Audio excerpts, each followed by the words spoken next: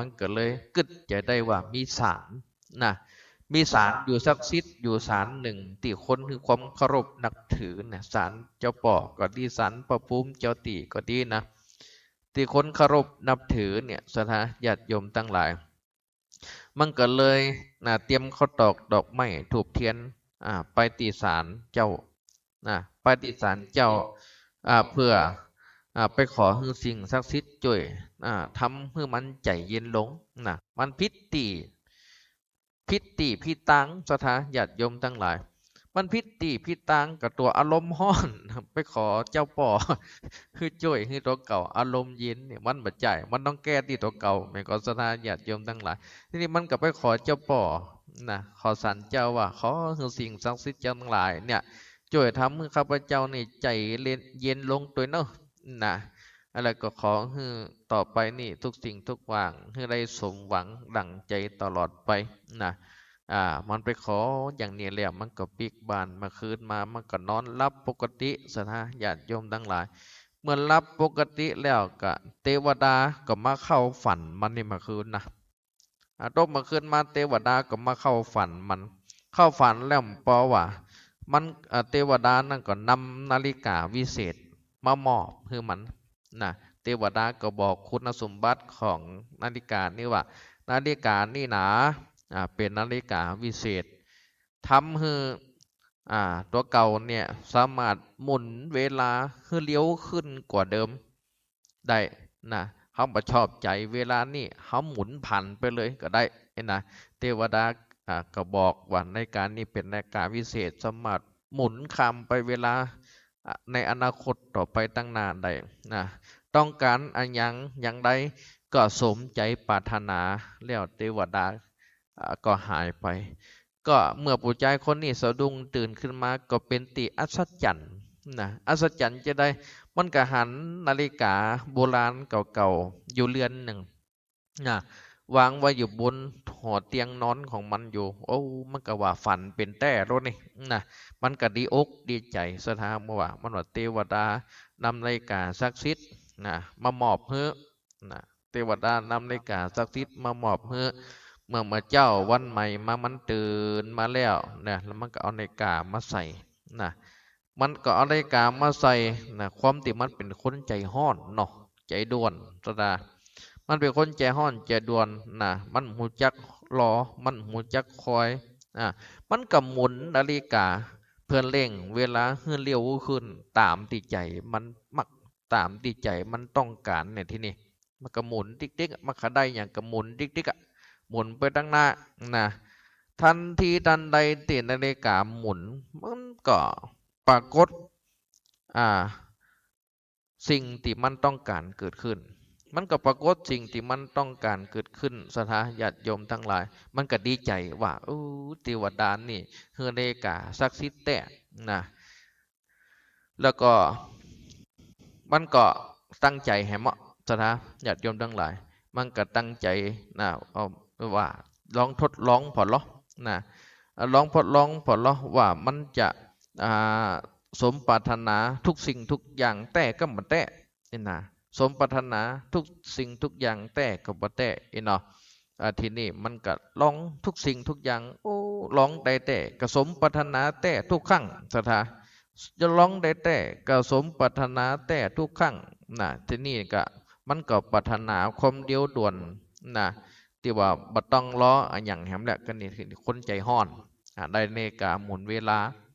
ผ่านไปเลี้ยวขึ้นที่นี่สถาที่นี่มันก็มีความปรารถนาว่าอยากจะได้ลูกอยากจะได้ลูกไว้ไว้เล่นไว้เชยไว้ชมสักคนหนึ่งมันก็หมุนเวลาไปตั้งนานแหมมันก็หมุนเวลาไปตั้งนานพอหมุนเวลาไปแล้วเนี่ยภาพที่ปรากฏเกิดขึ้นก็คือว่าภรรยาคือเมียของมันมีลูกลูกเต้ายิงใจแวดหน้าแวดหลังกำลังน่าฮักเกิดขึ้นมันก็ดีใจมันก็ย่ำใจเห็นไหมที่นี่เมื่อลูกมันมีสถาญาติโยมทั้งหลายผู้ชายคนนี้ก็ว่าเมื่อมีลูกมีเต้าแล้วที่นี่เฮาควรที่จะมีทรัพย์สมบัติ มีเรียกสวนไหลนานักๆนะมีเงินมีคำนักๆนะเพื่อที่จะได้มีชีวิตเลี้ยงดูครอบครัวที่สุขสบายกว่านี้นี่นะที่สุขสบายกว่านี้มันก็หมุนเวลาไปแหมที่นี่หมุนเวลากับนาฬิกาอ่าพอหมุนเวลากับนาฬิกาเนี่ยศรัทธาญาติโยมทั้งหลายมันก็ได้มาแต่นะเกี่ยวแหวนเงินคำเรียกสวนไหลนาสมดังมักกำพานฐานาที่มันต้องการทีนี้มันก็กว่านี้มันก็หมุนเวลาไปแหมที่นี่หมุนเวลากับนาฬิกาพอหมุนเวลากับนาฬิกาเนี่ยศรัทธาญาติโยมทั้งหลายมันก็ได้มาแต่นะเกี่ยวแหวนเงินคำเรียกสวนไหลนาสมดังมักกำพานฐานาที่มันต้องการทีนี้มันก็ญาติโยมทั้งหลายพอมันหมุนนาฬิกาไปในอนาคตแล้วมันไปหันตัวเก่าศรัทธานะมันไปหันตัวเก่านะโอ้เป็นคนเฒ่า จากที่เป็นคนหนุ่มเนี่ยมันไปหันตัวเก่าเป็นคนเฒ่าจะนะตัวเก่านี่แก่ลงนะแก่ลงกำลังกายกำลังกะใจก็อ่อนแห้งสุดท้ายก็หันตัวเก่านอนสมอยู่กับเตียงลมหายใจก็มาโลยมาลินเหมือนจะลาจากโลกนี้นะไปในวันนี้วันผูกเนี่ยชะตาอ้อยชะตาทันทีทันใดสิ่งที่มันได้สติกลับคืนมาสิ่งหนึ่งที่เขาเกิดขึ้นได้ในเวลานั้นก็คือว่าแม้ว่าเขาเนี่ยจะได้ทุกสิ่งทุกอย่างรวดเร็วดั่งใจหวังแต่ว่าเขาต้องมันเสียเวลาที่จะจากการที่เขาจะได้อยู่กับชีวิตจริงเนี่ยที่ควรจะเป็นที่ควรจะดำเนินไปตามธรรมชาติเนี่ยกับที่ว่ามันพิษธรรมชาติไปเหียนะเขากลายเป็นพิษธรรมชาติไปเหียเขาควรจะอยู่กับความสุขนะขณะที่เขาเปลี่ยนปล่อยให้มันไปตามเรื่องตามราวของมันอย่างอีบดีกว่ากะนะสถานญาติโยมทั้งหลายเพราะฉะนั้นแล้วเขาผู้ใจคนนี้ก็รู้สึกว่านาฬิกาหมุนเวลาที่เทวดาเอาฮือเขาเนี่ยเขาก็สมปรารถนาแต่มันพิษแผกแหวกธรรมชาติพิษแผกแหวกธรรมชาติแต่ทั้งที่เขาจะต้องเป็นคนหนุ่มเดินทางไปหมุนไปตามกันเวลาจากวันเป็นสัปดาห์เป็นเดือนจากเดือนไปเป็นปี2 ปี3 ปีก่อยๆไต่เต่าไปอันนี้เขาเป็นคนใจห้อนอยากจะให้มันได้เร็วได้ด่วนเห็นภาพทันใจเทวดาเอานาฬิกามาให้เขาก็หมุนตามใจสุดท้ายมาแล้วกลายเป็นว่าได้หันภาพตัวเก่าเป็นคนเฒ่าคนแก่ขึ้นมาอย่างนี้สถานญาติโยมทั้งหลายเพราะฉะนั้นแล้วเนี่ยมันก็เลยว่าอยากจะกลับตัวกลับใจให้ใหม่สุดท้ายก็กลายเป็นว่าฝัน ซ่อนฝันตถาญาติโยมทั้งหลายนาฬิกาเทวดาฮือนะเป็นฝันซ่อนฝันมันก็สะดุ้งตื่นขึ้นมาแหมรอบหนึ่งตะกี้สะดุ้งตื่นขึ้นมาจากฝันรอบแรกนั่นวันนี้กะเทวดาเอานาฬิกามาฮือนี่นะเทวดาเอานาฬิกามาฮือนะนาฬิกาน่ะเป็นนาฬิกาวิเศษพอมันลุกขึ้นมาแล้วมันก็หันนาฬิกาอยู่บนหัวเตียงมันก็หมุนนาฬิกาใจสมปรารถนาของมันทีนี้มันได้สติจากตีสุดท้ายว่าบหันภาพตัวเก่าแก่เท่าชรานอนติดเตียงสามารถไปไหนได้นะได้สติกลับขึ้นมาตัวเก่าว่าอยากจะมันเป็นไปตามกันเวลาของชีวิตนะทีนี้มันก็สะดุ้งตื่นแฮมะนะฝันซ่อนฝัน สะดุ้งตื่น2 รอบทีนี้สะดุ้งตื่นแต่ละนะมันสะดุ้งตื่นนี่เป็นว่าฝันไปนะเป็นว่ามันฝันไปสถาญาติโยมทั้งหลายสุดท้ายมันก็ได้สติคืนมาได้สติพอได้สติคืนมาแล้วที่นี่ก็บ่ได้สนใจเรื่องนาฬิกาหมุนเวลาไปหาอนาคตนั่นนะได้สนใจละที่นี่ก็มาตั้งสติอยู่กับตัวเก่าพอตั้งสติอยู่กับตัวเก่าแล้วที่นี่ก็เลยว่านัดเมียแหมใหม่ไปกินข้าวพอนัดเมียแหมใหม่ไปกินข้าวที่นี่มันก็ตั้งสติให้ตัวเก่าเป็นคนบ่ใจห้อนนะก็ไปมันก็ไปรอเมียมันอย่างเก่านะไปก่อนเวลา เขาไปรอเมียมันอย่างเก่าเนี่ยเมียมันก็หู้เวลาไปแหมใหม่วันนี้ต่างคนต่างไปพบหน้าพบตากันพบหน้าพบตากันบ่มืดบ่โคตรกันบ่มืดบ่โคตรกันก็กินข้าวด้วยกันอู้กันหนัวไข่หัวกันม่วนกินข้าวจนอิ่มหนำสำราญแล้วบ่พิษบ่เดียดบ่นันกันสักกำนะถึงแม้ว่ามันวันนี้มันจะไปรอเมียมันก่อนก็ตาม น่ะเมียมไปถึงทีหลังแต่ว่าบ่เลยเวลาที่นัดกันก็อันนี้ก็เป็นการเข้าใจกันอันนี้เพิ่นว่าคนหนึ่งฮ้อนคนหนึ่งต้องเย็นนะบ่พิษบ่เดียดบ่นันกันสักกำนะถึงแม้ว่ามันวันนี้มันจะไปรอเมียมันก่อนก็ตามนะเมียมไปถึงทีหลังแต่ว่าบ่เลยเวลาที่นัดกันก็ อันนี้ก็เป็นการเข้าใจกัน อันนี้เพิ่นว่าคนหนึ่งฮ้อนคนหนึ่งต้องเย็นนะเพราะฮ้อนล่ำมักเสียความเสียกรรมพิษกันเถียงกันตึงปีตึงน่องเปลี่ยนป้องวงศาสถาญาติโยมทั้งหลายเสียทรัพย์เสียของอ่าเสียเงินเสียทองเสียมิตรสหายเสียแก้วเสียปีเสียน่องเสียทรัพย์สมบัติพัสถานที่มันมีแล้วมักจะเสียเพราะว่า ความอารมณ์ใจห้อนของเขานะเพราะฉะนั้นเปิ่นถึงว่าจะอู้จะจ๋าจะใจกิริยาจะทำอาการอย่างใดจะกระทำสิ่งใดคือใจเย็นเย็นเนี่ยเปิ่นว่าเฮ้ยใจเย็นเย็นก่อนเมื่อใจเย็นเย็นแล้วเนี่ยสถาญาติโยมทั้งหลายเมื่อใจเย็นเย็นแล้วใจจุ่มจุ่มแล้วมันก็ก่อยเป็นก็ก่อยไปนะก็ก่อยเป็นก็ก่อยไปแล้วเขาก็สามารถเห็นเหตุการณ์ เห็นเหตุการณ์ต่างๆที่จะเกิดขึ้นได้โดยเฉพาะเราสังเกตเจ้าบันเจ้าเมียงเปิ่นนะสังเกตเจ้าบันเจ้าเมียงเปิ่นที่เปิ่นมักมีอารมณ์ร้อนใจร้อนมันเป็นจะได้อยู่ด้วยกันหม่วนก็พิดกันลูกเต้าอยู่พร้อมหน้าพร้อมตากันก็ว่าต่างคนต่างไปแตกหาลาโมกันกะนะเราก็ลองสังเกตพอแล้วมาเปรียบเทียบกับตัวเราพอสถานญาติโยมทั้งหลาย เมื่อมันกินข้าวกินน้ำนะกับเมียมันแล้วนะผู้ใจคนนี้มันก็มาเกิดในใจว่าดีแค่ไหนแล้วนะที่เฮาเนี่ยนะสองคนผัวเมียยังมีเวลานะอ่าเฮาเนี่ยมาถึงก่อนเมียก็ตามเฮายังมีเวลามาคอยสิ่งที่สำคัญก็คือคนหักของตัวเก่านะ ดีแค่ไหนแล้วที่เฮาได้รู้ล่วงหน้าว่าชีวิตเฮาจะเป็นจั่งใดเพราะว่าเกิดจากความฝันที่ว่าเทวดาเอานาฬิกาวิเศษมาให้นะแต่มันก็ว่าดีแค่ไหนแล้วที่เฮาได้สามารถรู้ชีวิตล่วงหน้าของตัวเก่าที่นี่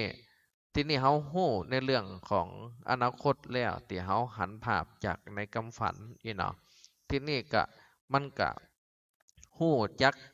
ความสำคัญของชีวิตคือการรอการคอยเพียงแต่ว่าเฮารู้ว่าปัจจุบันที่เฮามีอยู่เนี่ยเฮาสามารถสร้างความสุขให้กับจิตใจตัวเก่าก็พอเมื่อเฮาสร้างความสุขให้กับจิตใจเฮาเนี่ยทุกอย่างที่จะมาถึงก็คือปล่อยมันไปตามเหตุตามปัจจัยที่สมควรมันจะเป็นวันนี้เฮาพบปะสิ่งนี้เฮาบ่ฮู้ดอกวันพรุ่งเฮาจะพบปะสิ่งใดแห่งแม่นขอสถาญาติโยมทั้งหลาย นั่นเป็นเรื่องของวันพุธนะเพราะฉะนั้นเมื่ออันยังมันเกิดขึ้นเขาใจชีวิตไปในปัจจุบันนี่เฮือใจคติธรรมที่ว่าให้ปล่อยมันเป็นไปตามธรรมชาติปล่อยให้มันเป็นไปตามธรรมชาตินะอันยังจะเกิดขึ้นในวันพุธวันนี้เฮาสามารถหูหลงหูได้นะปล่อยมันเป็นตามธรรมชาติทุกข์ผ่องสุขผ่องดีใจผ่องเศร้าโศกเสียใจห้องให้พัดผากจากกันไป ผ่องสมดังใจหวังผ่องมันก็มีทุกรูปทุกแบบสถานญาติโยมทั้งหลายข้อคิดที่จะได้จากการฟังเรื่องคนใจห้อนนี่สถานญาติโยมทั้งหลายก็คือว่าการที่เฮาท่านทั้งหลายฮู้จักการรอการคอยอย่างผู้ที่รอเป็นฮู้จักการรอการคอยอย่างที่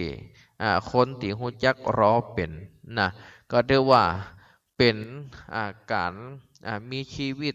อยู่อย่างมีความหมายนะเพราะว่าเขาจะได้เรียนรู้นะว่าสิ่งที่มันจะมีความสุขนะจากการรอเนี่ยมันเป็นจะได นะถ้าเฮารอแล้ว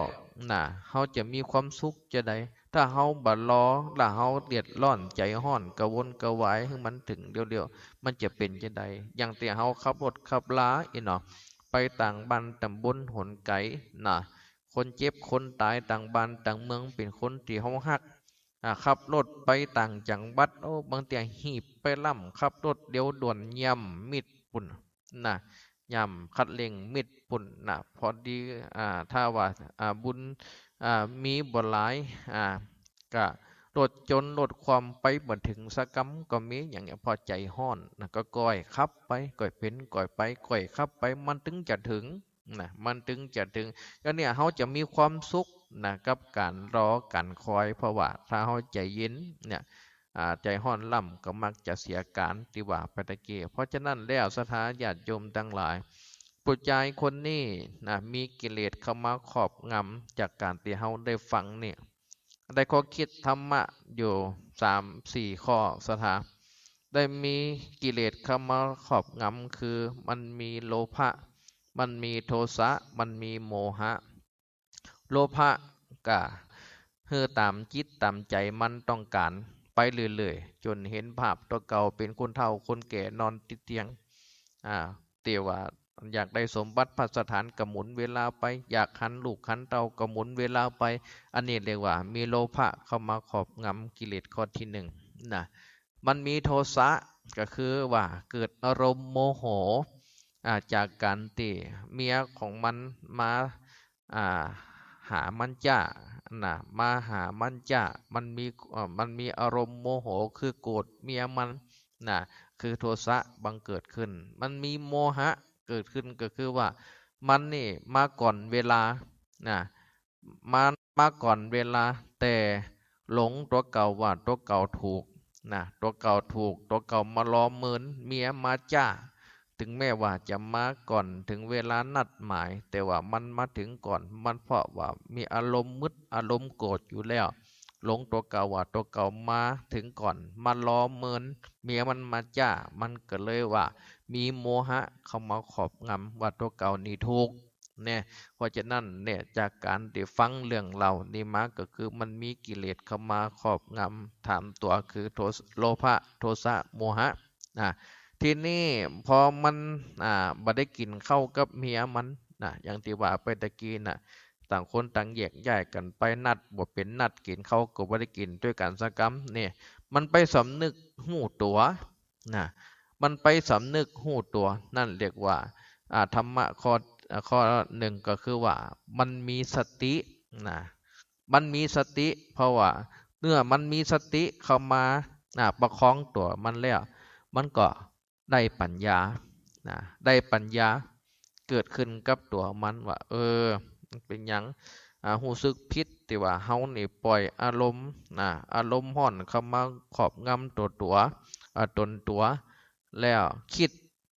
ว่าเขาจะต้องปรับปรุงตัวเก่าแล้วก็นัดกับเมียมากินข้าวแหมใหม่ในโอกาสตั้งหน้าเพื่อแก้ไขตัวเก่าอันนี้แหละหู้สึกผิดนี่แหละว่ามีสตินะญาติโยมทั้งหลายเพราะฉะนั้นแล้วเนี่ยผัวเมียอยู่ด้วยกันลูกเต้าเหล่าหลานพี่น้องวงวันอยู่ด้วยกันศรัทธาญาติโยมทั้งหลาย มันเป็นเกี่ยวเป็นกุลเป็นสิ่งที่ก้ำที่คุ้นกันเพราะฉะนั้นเฮาเห็นคุณค่าของมันนะเฮาเห็นคุณค่าของมันของคนเป็นอ่าคนในครอบครัวคนเป็นพี่เป็นน้องนะเพราะฉะนั้นที่ว่าเพราะเห็นคุณจึงรู้ค่านะถ้ามันไปจากกันไปแล้วมันจากกันไปคนที่คนต่างน่ะก็หมดคุณค่าหมดคุณค่า หมดคุณค่าและก็มีความหมายเพราะฉะนั้นแล้วโดยเหตุนี้เฮาท่านทั้งหลายศรัทธาญาติโยมควรที่จะฝึกจะฝนในเรื่องของการรอการคอยทุกสิ่งทุกอย่างโดยที่เฮาต้องรอคอยโดยจิตใจสงบเยือกเย็นมีขันติธรรมเข้ามาประคับประคองจิตใจเพราะการที่เฮารออย่างใจเย็นนี่เป็นห้องว่ามีขันติ คือความอดความทนเพราะว่าขันตินี่เย็นอย่างน้ำวังหินอย่างที่อาตมาว่าไปตะกี้เพ ราะฉะนั้นเฮาก็บ่ควรคือความรู้สึกที่ว่าเฮาเป็นคนนิสัยใจร้อนเดี๋ยวด่วนเนี่ยได้มาเป็นนายบงการชีวิตเฮานะว่าจะต้องเอาอย่างอันจะต้องเอาอย่างอีเอาบัดดิดบัดเดียวนี่นะเพราะเมื่อเฮาท่านทั้งหลายอยากได้อยากมีอยากต้องการด้วยความหีบความเห่งความใจร้อนสิ่งที่ได้กลับมานั่นสถามันก็มักจะเกิดสร้างความร้อนลนนะร้อนลุ่มจิตร้อนลุ่มใจปัญหาตั้งหลายก็จะเกิดขึ้นกับตัวเฮานะเมื่อใดที่เฮาท่านทั้งหลายรู้จักกันรอกันคอยด้วยใจที่พร้อมนะที่จะยอมรับในทุกเงื่อนไขทุกประการนั่นทุกสิ่งทุกอย่างที่เกิดตามมาย่อมช่วยให้เอาได้ต่อยอดกำให้เป็นของขวัญกำไรชีวิตที่มีคุณค่าเกิดขึ้นมากมายมหาศาลต่อไปตั้งนานเพราะฉะนั้นรออย่างใจเย็นเนาะรอโดยเหตุโดยผลบางทีบางครั้งคนเฮาก็ว่างกันบ่ตรงเวลาแต่ว่าการรอคอยน่ะนัดเวลาเป็นวันนี้นี่นะนัดเวลาเป็นวันนี้พบปะกันคำว่าวันนี้คือมันมาเสียงมาซ้ำอยู่ที่เวลาเที่ยงคืนนะถ้ามันหมดเที่ยงคืนไปแสดงว่านัดกันแล้วพบกันมันบ่พบกันภายในวันนี้ก็แสดงว่าเขาเสียสัจจะแต่ถ้าในวันนี้ก็เขาต้องก่อนจะว่าให้คนเสียสัจจะนั่นเขาก็ต้องดูว่าเขานัดเขาเวลากี่โมงนัดเขาวันใดถ้านัดเขาเวลาเที่ยงถ้าเลยจากเที่ยงมาเขาอาจจะติดภารกิจการงานน้อยหนึ่งนะแต่ถ้าว่านัดเที่ยง มาเหมือนแรงนัดเที่ยงมาเหมือนแรงอันนี้ก็บ่ได้ละนะเสียเวลาเฮาเนาะสถานญาติโยมทั้งหลายเพราะฉะนั้นแล้วจากการได้ฟังเรื่องราวที่ว่านี่เนี่ยเพราะเห็นค่าจึงรู้คุณเพราะเห็นคุณจึงรู้ค่านี่ก็เพราะว่าอันนี้แหละผัวมันได้เห็นคุณค่าได้เห็นจิตเห็นใจของเมียมันและได้เห็นจิตใจของตัวเก่าที่เป็นคนใจร้อนนะเห็นคุณค่าของความใจเย็นมันเป็นเจไดเห็นภัยของความใจร้อนมันเป็นเจไดอันนี้ก็อูจาให้กับสถานญาติโยมบ่ออกไม่ออกได้ฟังกันในวันนี้เนาะตะกี้ได้ไล่สดเฟซบุ๊กกับแบตหมดไปให้ก่อนนะคนที่ฟังเฟซนะไล่สดเฟซบุ๊กตะกี้ก็ขอสุมาอภัยไปพูดเกิงพูดกลางไปนะบ่ได้เอาสายชาติมาไว้ใกล้นี่เนาะก็พบกับป้ากันใหม่เนอะสถานญาติโยมทั้งหลายในสัปดาห์หน้าท้ายที่สุดนี่ก็โทรมาอุ้มมาจ่าเป็นกำลังจิตกำลังใจกันสัก10 นาที0801219317เนาะสถานญาติโยมทั้งหลาย0801219317โทรมาให้กำลังจิตกำลังใจกันบ่ออกไม่ออกสถานผู้ฟังบางคนบางท่านบางวัดบางวาโดยเฉพาะบางวัดบางวากะสวดมนต์ภาวนาทำวัดเย็นกันทุกวันบ่ได้ขาดบางวัดกะปาสถานญาติโยมสวดมนต์ภาวนากันทุกวันพระวันศีลเนาะเจริญพรเด้อโยมแม่น้อยแม่ฟังอยู่นี่แต่เจ้าแล้วนะวันนี้วันค่ำไปทางใดเนาะวันนี้ไปทางใดแม่บ่ได้ไปทางใดแล้วบ่นิวละอ่อนว่าหายังแม่ไปแล้วนั่นน่ะเดี๋ยวเฝ้าบ้านเป็นแม่ธรณีเจ้าตีนั่นละอ่อนว่าแม่เข้า80แล้วว่าจะไปไหนเป็นอาการตำบันจอกๆแจ๊กๆนี่แม่เด้อ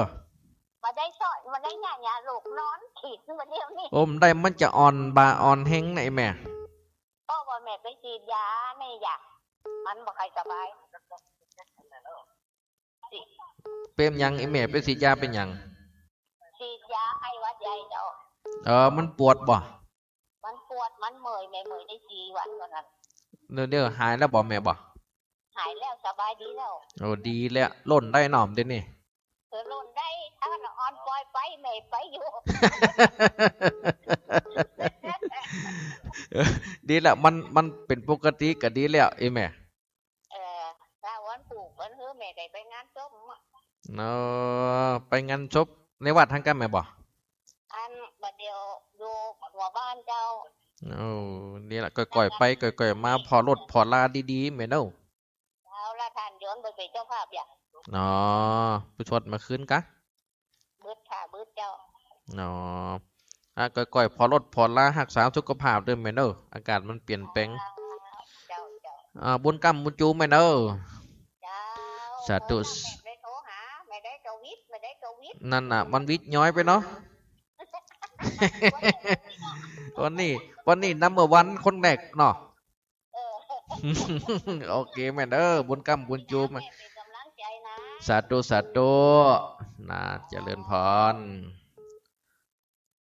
สาธุเจริญพรเนอะ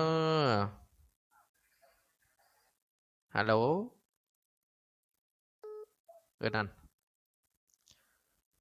สาธุเจริญพรเนอะฮัลโหลฮัลโหลว่าจะได้อีแม่เจ้าสาธุแม่ว่าจะได้ยมแม่วันนี้ฮะว่าจะได้วันหลังก็ไปแกะกูกับไข่กูวางใบให้อาจารย์ฟังหรอก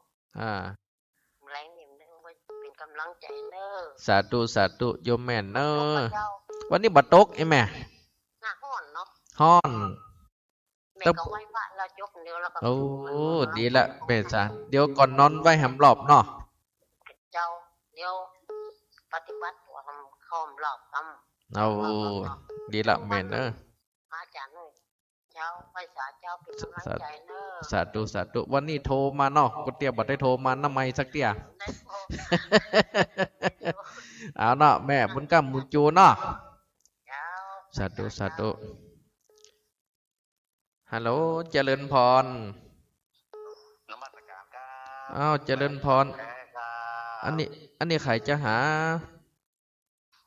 บอกเลยก็ครับปิดความลับกันหน้าครับหน้า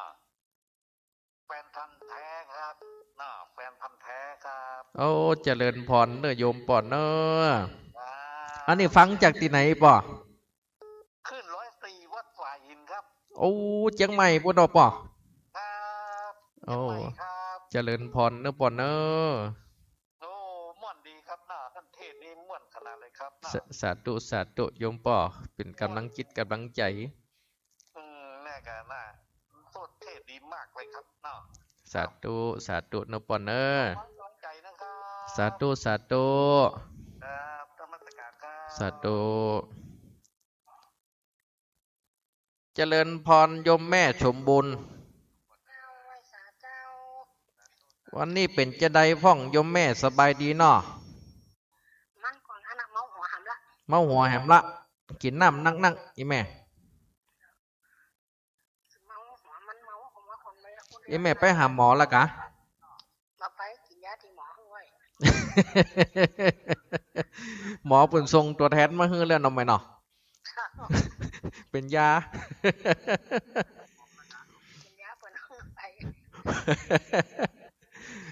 เสียงบอกใครจื่นเลยแม่วันนี้กันนั่นนะพอต่อได้วันนี้วันนี้สมัครเตือนแกมั้ง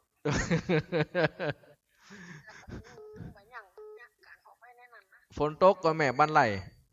บัดตกจังบัดตกมันนี่หลายวันเนาะแม่เนาะกันนั่นนะมันบัดตกกะฮ้อนคืนแต่ว่าก็วันไหนนะมันตกน้อยนะแต่ว่าแม่ว่าวันก่อนน่ะวันก่อนไอ้แม่แต่ว่านี่มันจิตก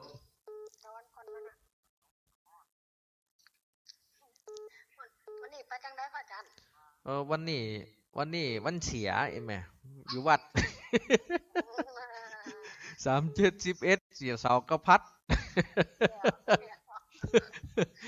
เสียเสากระพัดนี่อยู่กับวัด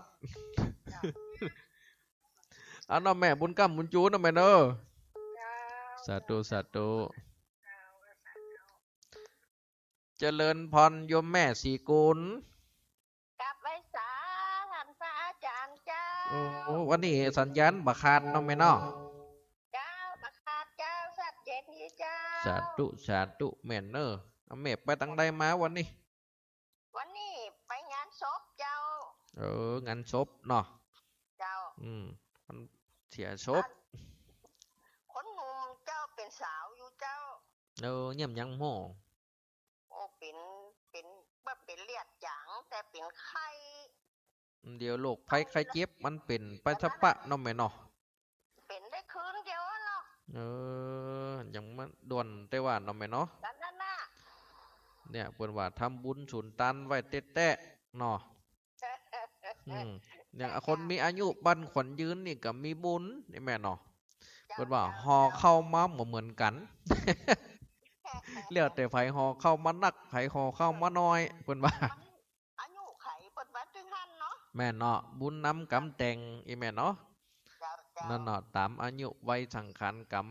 ของไผของมันดีกป่นบ่ได้สักคนบ่ว่าอายุเท่าใดน่ะเที่ยงกรรมเที่ยงเวรแล้วก็ต่างคนต่างจากกันไปแม่ก็สบายดีเนาะก็สบายกลับมาก็หันงานน่ะก็เลยไปโชว์งานเดียวกับปวดขาเนาะฝนตกหญ้าออกดีแม่วังนี่เจ้านั่นเนาะก่อยๆเนี่ยก่อยๆไปได้แม่เด้อเจ้าอันเด้อสัตว์พระอาจารย์มีอายุมันยืนยาวให้หน่อยสาวของพระวสานนะสาธุได้ถึง120แต่เนี่ยบุญขนาดนักไอ้แม่โอเคเนาะแม่เนาะบุญกำบุญจูนเด้อสาธุโอ้โยมแม่แก้วเจริญพรหายดีแล้วเนาะแม่เดี๋ยวนี้หายดีแล้วแจ้งดีเด้อนั่งอยู่ลำปางพออ่านหันวัดปุ่งตองอยู่เด้อสิหันไก่ให้แม่ตาวิเศษอันนี้อันแม่ตาไม่หรอกใส่เกี้ยวตาแฮมไม่เนาะแม่เนาะหมอแต่เอาเกี้ยววิเศษเขาใส่เนาะหันเพียวัดตุ่งตองอยู่บ้านกาดก่อนน่ะอันน่ะตะกี้กะอันพระอาจารย์บัณฑิตเป็นชื่อว่าโอ้นั่งอยู่บ้านหันแถววัดพุทธสถิตเลยชื่อแม่ว่าหันโมหันแถววัดพระอาจารย์ปล่อยฮะได้เกี้ยววิเศษใส่กันตาเปิดแก้ววิเศษใส่โอ้ลงมันปูนมันซ้ำนะพระอาจารย์ลงไปเนี่ยฝนบ่ตกนะแม่บ้านกันโอ้แดดอยู่บ้านซ้ำนั่นเนาะขณะนี้เวลา 19 นาฬิกาที่นี่สถานีวิทยุเพื่อการศึกษาวิทยาลัยสงฆ์นครลำปางสถานีวิทยุกระจายเสียงบริการสาธารณะออกอากาศณอาคารเลขที่ 1 วัด